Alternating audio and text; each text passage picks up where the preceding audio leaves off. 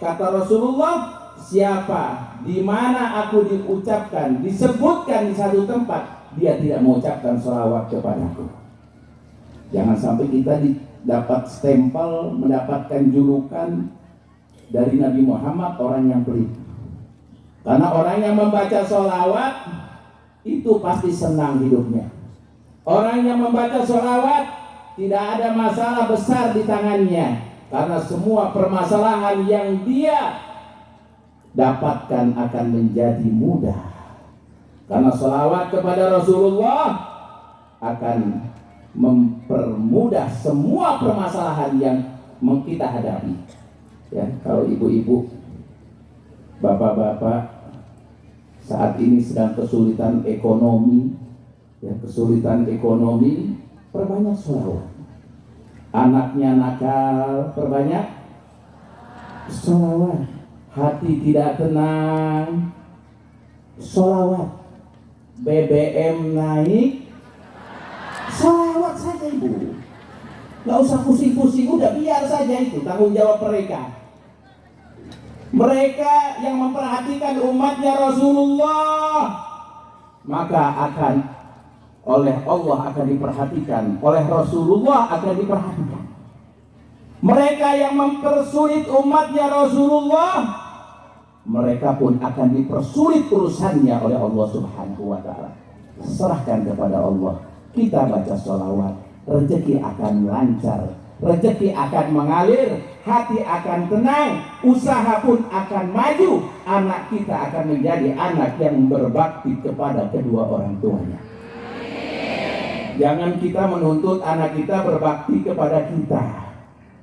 Kita menuntut anak kita menjadi anak yang soleh. Kita menuntut anak kita perhatian kepada kita, tetapi kita tidak menyontohkan kebaikan kepada anak kita. Ya, Rasulullah bersabda di dalam salah satu hadisnya, beliau bersabda, rahimallahu walidan a'ana waladahu ala birrih.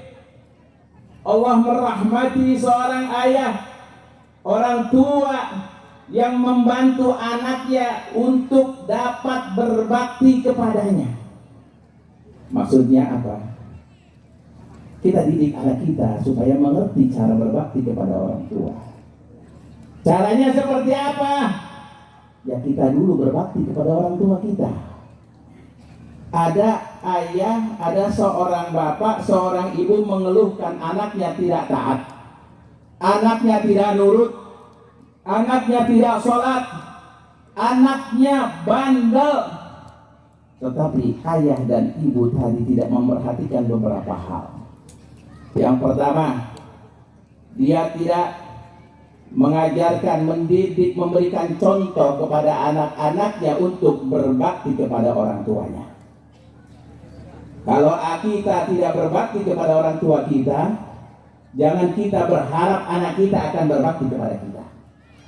Kalau kita tidak memperhatikan orang tua kita, jangan kita berharap anak-anak kita akan memperhatikan kita.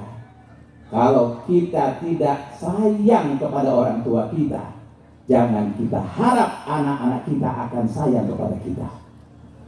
Ya, karena berbakti kepada orang tua itu akan menjadi satu hal yang hukum karma bagi kita.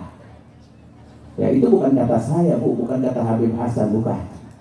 Tetapi kata baginda Nabi Muhammad SAW di dalam salah satu hadisnya yang berbunyi, birru aba'akum tabirrukum abnaukum. Berbaktilah kepada orang tua kalian, niscaya anak-anak kalian akan berbakti kepada kalian. Jadi caranya supaya anak kita berbakti kepada kita harus berbakti kepada orang tua. Caranya seorang ibu ingin anaknya berbakti kepada ibu, bagaimana caranya ibu berbakti kepada suami? Karena apa? Karena kewajiban seorang istri untuk berbakti kepada suaminya. Karena kewajiban seorang istri menjadi contoh untuk anak-anaknya. Juga seorang ayah, jika ingin istrinya berbakti kepadanya, Jika ingin anak-anaknya berbakti kepadanya, seorang ayah tadi berikan contoh kepada istrinya, berikan contoh kepada anak-anaknya, bagaimana dia berbakti kepada ayah ibunya. Ya, ini hukum karma. Ya, kalau ada anak yang tidak berbakti kepada orang tuanya, maka anaknya pun tidak akan berbakti kepadanya. Kalau ada anak yang memperhatikan orang tuanya, berbakti kepada orang tuanya, maka anak-anaknya dijamin akan berbakti kepadanya. Ada seseorang datang kepada saya, "Bib, saya ini dari mulai kecil saya mengabdi kepada ayah ibu. Apa yang diminta ayah ibu saya taat. Apa yang disuruh ayah ibu saya taat. Sampai orang tua saya sudah tua, minta apa saja, minta uang saya kasih, minta rumah saya kasih, minta mobil saya kasih, sampai mereka sudah tiada. Tapi kenapa anak saya kok tidak berbakti kepada saya?" Ada tidak yang seperti itu, Ibu? Ada tidak? Ada tidak? Orangnya datang tidak sini. Loh, saya mau tanya, anak-anak ataupun yang pernah jadi anak-anak, ataupun yang sudah punya anak, ada tidak? Ada tidak? Ada, bukan nggak ada, Bu ya. Ternyata ada banyak di sini ya. Ya. Kenapa saya sudah berbakti kepada orang tua, tetapi kenapa anak saya tidak berbakti kepada saya? Ya, guru saya Al-Habib Salim bin Abdullah Asy-Syafiri. Habib Salim yang ada di Kota Tarim, beliau dikenal dengan Sultanul Ilm. Ya, rajanya ilmu. Di sini samping saya para raja, anak-anak raja. Nah, guru saya ini rajanya ilmu yang berada di Kota Tarim.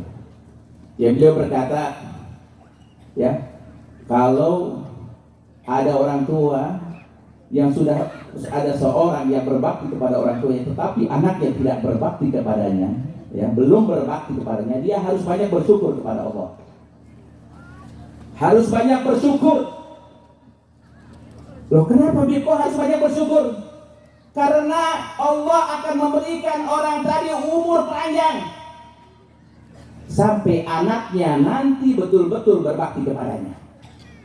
Karena janji Rasulullah, birru aba'akum tabirrukum abna'ukum. Berbaktilah kepada orang tua kalian, niscaya anak-anak kalian pasti berbakti kepada kalian.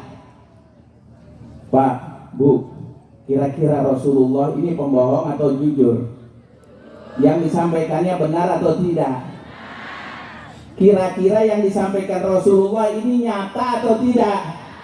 Kalau nyata, kalau kita sudah berbakti kepada orang tua, anak kita pasti berbakti kepada kita.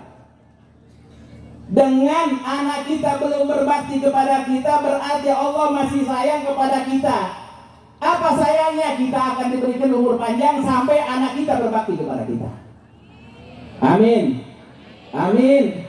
Makanya jangan ngeluh kalau ada anak kita yang belum berbakti, masih nakal. Doakan, perbanyak baca sholawat. Ini sholawat ini rajanya doa. Makanya Buya Muhammad Wartabone ini luar biasa, cemerlang sekali idenya. Karena perlu diperhatikan oleh bapak-bapak, ibu-ibu. Coba kita lihat, kalau kita membaca doa yang dikarang ataupun yang diajarkan oleh guru-guru kita, setiap doa yang kita baca pasti kita awali dengan hamdalah. Alhamdulillahirabbil alamin. Setelah hamdalah apa? Shalawat. Alhamdulillahirabbil alamin wassalatu wassalamu ala asyrafil mursalin. Ya, setelah itu doa. Ya, atau Allahumma sholli ala sayyidina Muhammad wa ala ali sayyidina Muhammad. Baru di dalamnya doa. Setelah selesai doa, diakhiri dengan apa? Shalawat lagi. Wa sallallahu ala sayyidina Muhammadin wa ala alihi wa sahbihi wa sallam. Ya, coba kita perhatikan. Setiap doa diawali sholawat, diakhiri sholawat. Apa ini hikmahnya? Apa yang dimaksud dengan doa diawali dengan sholawat, diakhiri dengan sholawat? Ya, karena sholawat itu adalah miftahul hijab. Miftahul hijab, yang membuka hijab seorang hamba dengan Allah adalah bacaan sholawat kita kepada Nabi Muhammad. Sallu ala Nabi. Sallu ala Nabi. Sallu ala Nabi. Jadi kalau kita membaca sholawat walaupun kita ngantuk, sholawat kita akan sampai kepada Nabi Muhammad. Sholawat kita akan diterima oleh Allah. Kalau kita membaca sholawat walaupun kita tidak khusyuk, sholawat kita akan sampai kepada Rasulullah. Sholawat kita akan sampai kepada Allah. Kalau kita membaca sholawat walaupun kita tidak paham isinya, sholawat tadi akan sampai kepada Rasulullah dan juga akan sampai kepada Allah. Kalau kita membaca sholawat sedang kita dalam kendaraan, dalam kerja, dan lain sebagainya, sholawat itu akan diterima oleh Allah. Kenapa sholawat itu akan diterima? Sedangkan doa kita belum tentu diterima, sholat kita belum tentu diterima, puasa kita belum tentu diterima, haji kita belum tentu diterima, zakat kita belum tentu diterima, sedekah kita belum tentu diterima. Tapi kenapa sholawat diterima oleh Allah Subhanahu wa Ta'ala? Karena yang dibacakan, yang dilantunkan, sholawat tadi diperuntukkan untuk kekasihnya Allah, yaitu Nabi Muhammad Sallallahu Alaihi Wasallam. Maka tidak ada satupun sholawat yang kita baca pasti akan sampai kepada Allah, akan sampai kepada Rasulullah. Dan kabar gembira buat kita semua, kabar gembira buat kalian, bahwasanya setiap sholawat yang disampaikan, yang dibacakan oleh kita, sholawat itu akan dijawab langsung oleh baginda Nabi Muhammad Sallallahu Alaihi Wasallam. Allah telah menciptakan malaikat yang tugasnya hanya menyampaikan sholawat yang kita baca kepada Nabi Muhammad. Jadi kita kalau membaca sholawat Allahumma sholli ala Sayyidina Muhammad, ini malaikat ini langsung melapor kepada Nabi Muhammad.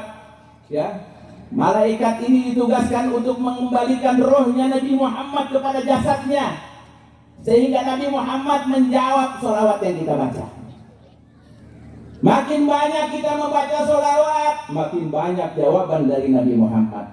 Makin sering kita membaca sholawat, makin sering kita akan mendapatkan jawaban dari Nabi Muhammad. Ketika kita sering, nama kita sering disampaikan kepada Nabi Muhammad, bahwasannya hari ini jam segini, jam berapa sekarang ini? Ini jam saya masih jam di Jawa ini. Ya, pantesan saya bingung, jam 2 kok sudah lapar ini. Ternyata jam 3 di sini. Ya, ada kaledo? Ada, alhamdulillah. Itu makanan favorit saya kalau ke Palu pasti mintanya kaledo. Nah ini Habib Abdul Qadir belum tahu kaledo. Ya, belum tahu. Insya Allah siang ini beliau akan mencicipi kaledo. Jam ini jam 3:14 di tempat yang mulia ini kita semua membaca sholawat yang diprakarsai oleh Buya Muhammad Wartaboni, maka akan disampaikan kepada Nabi Muhammad. Sholawat tersebut akan disampaikan kepada Muhammad. Di majelis ini ada yang namanya Fulan bin Fulan, Fulan bin Fulan, Fulan bin Fulan, Fulana binti Fulan, dan semua yang hadir di sini namanya saat ini akan sampai kepada Nabi Muhammad.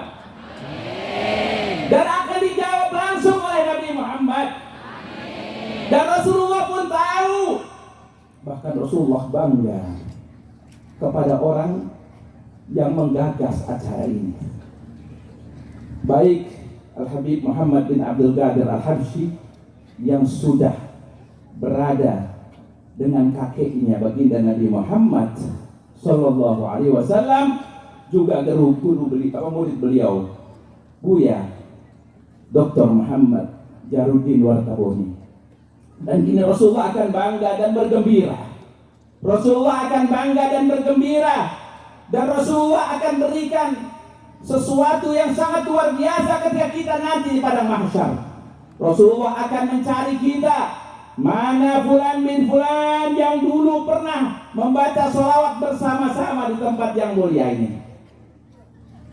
Rasulullah akan mengingat kita di tempat yang mana orang sedang kelabakan, sedang bingung, sedang bimbang. Para anbiya lari, para anbiya mengatakan nafsi, nafsi, diriku, diriku, ingin mendapatkan keselamatan. Tetapi Nabi Muhammad mencari umatnya, ummati, ummati, ummati, bahkan dicari satu persatu namanya. Kalau saya di sini tidak mengenal ibu-ibu ini, namanya siapa saja saya tidak tahu. Ya, saya tidak mengenal keseluruhannya bapak-bapak, saya tidak tahu. Tetapi Rasulullah akan menyebut nama kalian semuanya dengan detail, dengan rinci. Nama kita disebut, dipanggil oleh Nabi Muhammad. Satu persatu dipanggil oleh Nabi Muhammad. Akan diselamatkan nanti di padang mahsyar. Dan kita akan dibawa rombongan melalui benderanya Nabi Muhammad ke dalam surganya. Mudah-mudahan kita yang ada di sini betul-betul mencintai Nabi Muhammad. Mudah-mudahan kita yang ada di tempat ini betul-betul mencintai Nabi Muhammad. Ya, cinta tidak kepada Nabi Muhammad? Cinta tidak kepada Nabi Muhammad? Sekarang kita cinta kepada Nabi Muhammad. Pertanyaan berikutnya, apakah Nabi Muhammad cinta kepada kita atau tidak? Dari mana kita tahu Nabi Muhammad cinta? Tidak tahu. Ya. Wa laisa sya'nu an tuhib, walakinna sya'na an tuhab. Yang jadi masalah itu bukan kita mencintai, tapi bagaimana cara kita dicintai. Ya, kita jangan ngaku-ngaku cinta Nabi Muhammad, cinta Nabi Muhammad, cinta Nabi Muhammad, tetapi Nabi Muhammad berpaling dari kita, naudzubillah. Jangan kita mengaku-ngaku umatnya Nabi Muhammad, tetapi kita tidak dimasukkan dari umatnya Nabi Muhammad, naudzubillah. Tapi bagaimana caranya supaya Rasulullah cinta kepada kita, supaya kita diakui sebagai umatnya Rasulullah? Rasulullah bersabda di dalam salah satu hadisnya, kullu ummati yadkhulunal jannah. Umatku semuanya, ya, di mana-mana, dari mulai di negeri Arab, Eropa, Australia sampai ke Indonesia, ya, di Pulau Sulawesi terutama yang ada di sini, di Sigi, yang hadir di sini, kata Rasulullah, semua umatku pasti masuk surga. Amin. Amin. Illa man aba. Kecuali mereka yang nggak mau. Ada yang nggak mau Bu di sini masuk surga? Ada tidak Ibu? Jujur Bu, jawab jujur. Jujur Bu. Ada tidak yang nggak mau? Hah? Nggak ada. Coba saya mau tahu buktinya. Ya, ketika Allah memerintahkan kepada kita untuk sholat. Untuk sholat. Pernahkah kita meninggalkan sholat? Jujur jawab Bu. Ada orangnya. Coba tolong berdiri. Nah. Kata Rasulullah, man ata'ani dakhala jannah, wa man asani faqad aba. Yang taat kepadaku pasti masuk surga. Yang maksiat tidak taat kepadaku pasti masuk neraka. Nah, kita tinggal ini apa Bu namanya ini? Jari apa ini?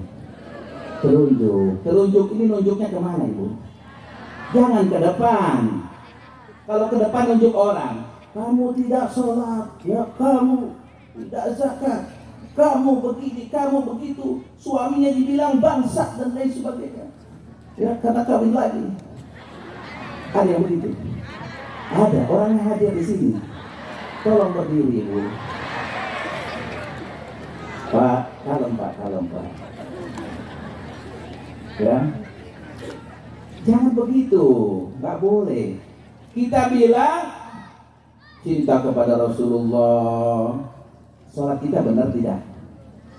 Kalau sholat kita benar, maka berarti kita cinta kepada Rasulullah.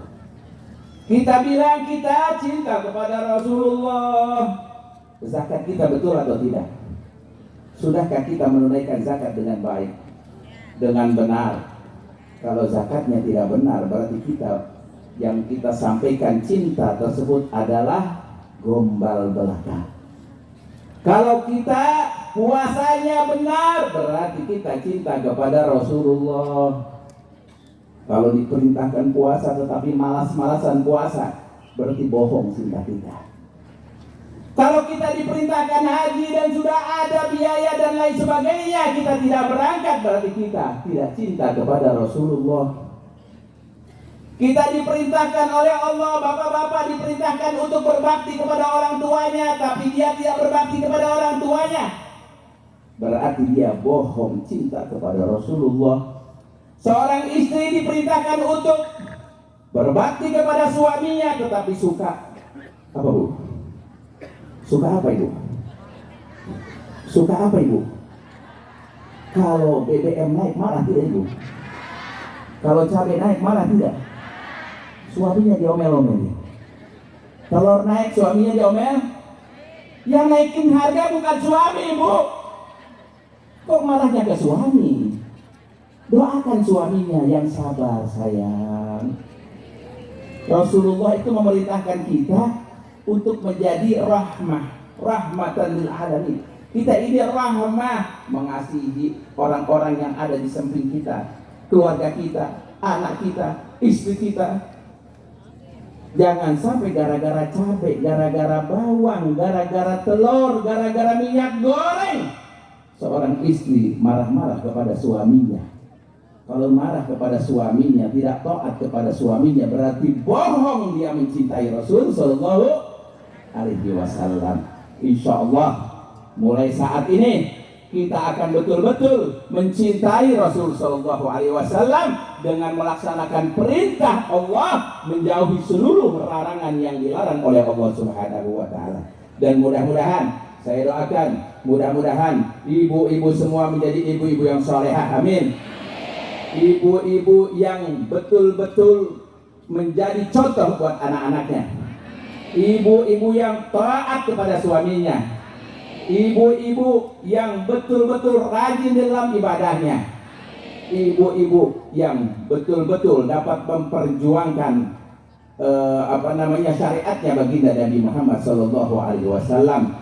Dan mudah-mudahan ibu-ibu kita semua, bapak-bapak, anak-anak kita semua dijadikan anak-anak yang soleh, terutama putra dari guru kita Buya Muhammad Wartabone. Mudah-mudahan putra-putra beliau dijaga, dipanjangkan umurnya, diberikan kesehatan, dijadikan orang besar, dijadikan orang-orang yang betul-betul taat dan menjadi kebanggaan bagi Nabi Muhammad SAW.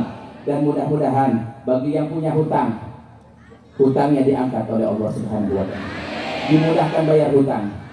Ini banyak yang jawab ini. Kayaknya banyak yang punya hutang. Ya. Ini tugas atum ini. Ya. Ini tugas beliau ini Bu ya. Ya, saya minta dari beliau janji. Kalau Allah angkat derajat beliau, diberikan kedudukan lebih tinggi, jangan lupa kepada ibu-ibunya. Ya, mudah-mudahan kalau beliau betul-betul beliau ini memperjuangkan umatnya Rasulullah, kita doakan Allah berikan kedudukan yang bisa meringankan kesulitan umatnya Rasul Sallallahu Alaihi Wasallam. Amin, amin, amin. Yang sakit diberikan kesehatan, yang belum jodoh diberikan jodoh. Ya Allah.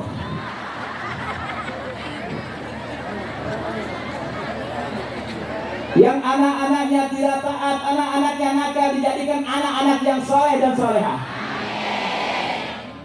Yang dalam kesulitan dimudahkan kesulitannya. yang sedang bermusuh-musuhan oleh Allah, mudah-mudahan hatinya diluluhkan dan kembali hatinya menjadi hati yang sangat anggun, hatinya hati pemaaf, hatinya hati pemurah dan rukun kembali.